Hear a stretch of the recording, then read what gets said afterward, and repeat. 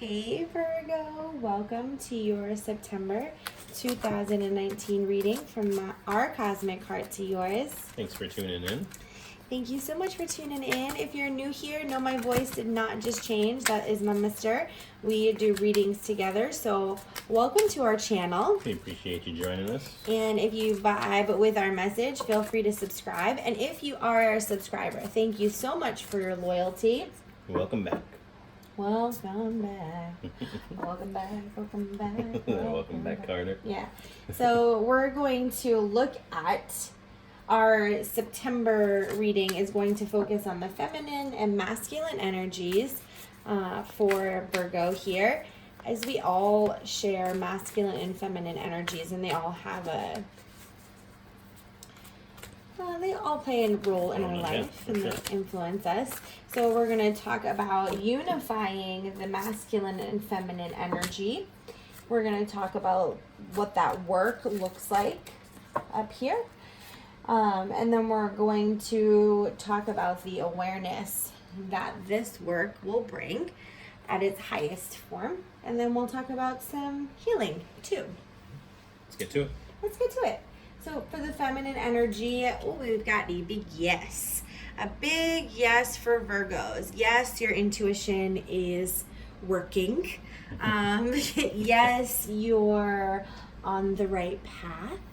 Yes, you are in alignment with your divine purpose. And yes, whatever your question is, the answer is a big yes. It's any more clear than that. It seems like there may be some question on your heart.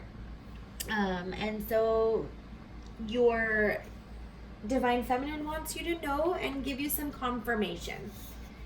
Yeah, so let's see what the masculine has to say. Twin flame. Ooh, we know a little bit about that. We do know a little bit about twin flame since we are in a twin flame union. Mm-hmm. So I do feel like the masculine may be more open to the relationship possibly than the feminine energy. Maybe there's some doubt on the feminine right, side. Right. That might be where the yes comes in because Yeah. you're not 100% sure, like, oh, does he like me? Does he want to be with me? And I feel like the masculine maybe has already shown enough. Well, the masculine might feel enough that he's shown that he's interested and committed to this relationship. So I guess we'll have to see what the work is that needs to be done between the two. Yeah, and I think when it comes to an energetic, so this is if, yes, there's a physical relationship. Right. And on an energy, on an energetic level, when you said the masculine feels like what they're doing is enough, Right. I would say energetically, the masculine energy might be the dominating energy within this union right now for Virgo. Masculine might be the stronger energy, and intuition or your feminine energy, you might kind of doubt that a little bit, which is why you allowed yourself to be led by your masculine energy, which is a very Virgo thing to do. Yeah. But that you're starting to open up to your feminine energy and listen to it a bit more and be guided by it. Right. There definitely has to be balance. So the work, we've got the Star, which is all about that guidance. It's also the card of Aquarius, if you know an Aquarius. We have the Three of Pentacles, which is more guidance coming in. And the King of Wands. It's a little, yeah, there we go. And the King of Wands, okay, which is like, that to me feels more like the masculine energy. Yeah. So that, like, yes, it's one of two things, right? Or at least two things that I can see.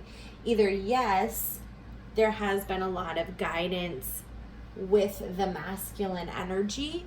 And so your work is to now balance.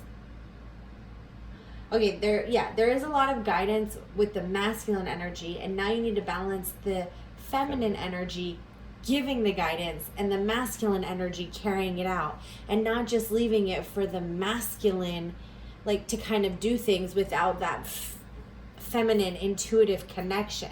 Don't just do things without fully connecting to why you're doing it and why it's in alignment with you.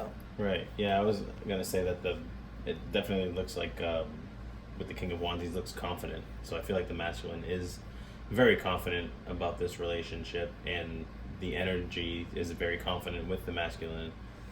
And she's kind of has like I don't know the right word, blasé attitude. I feel like she's I feel surrendered. Like, yeah, right.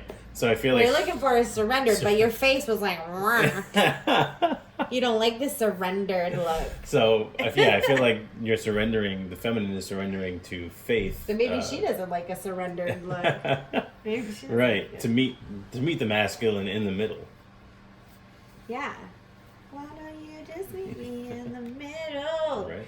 So the awareness, yeah, it's bringing us some trust. So there's definitely needs to be some trust in surrender. There needs to be some trust in your feminine energy guiding you, that it doesn't have to be the logical, action-based steps or responses, that it can come from an intuitive place, that you can trust your intuition and you can let it guide you, and it will be just as significant action, or maybe even more, as if you were to just take action based on your logic and reality and all of those Virgo traits that you have, your perfection, calculated steps. Yeah.